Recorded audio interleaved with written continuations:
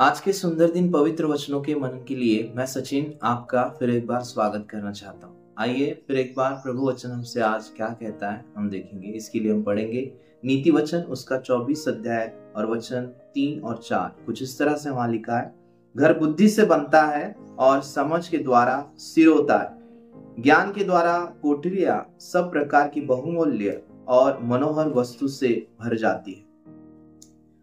सांसारिक जीवन में या हमारे पारिवारिक जीवन में जब हम जिंदगी को जीते हैं तो हमें ये महसूस होता है या ये बात हमें लगती है कि घर जो बनता है, परिवार जो खड़ा होता है वो प्रेम से बनता है। लेकिन परमेश्वर का वचन यहाँ कहता है कि घर जो बनता है वो बुद्धि से बनता है और ये बुद्धि परमेश्वर हमें देते हैं। जब ये बुद्धि परमेश्वर की ओर से आती है तब इस बुद्धि के द्वारा परमेश्वर के प्रेम को हम परिवार जीवन में उपयोग में ला सकते हैं।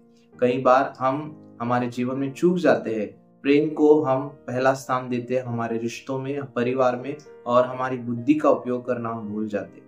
लेकिन मैं आपको उत्तेजन करना चाहता हूं कि परमेश्वर के वचनानुसार हम करेंगे कि परमेश्वर का वचन कहता है कि घर बुद्धि से बनता है।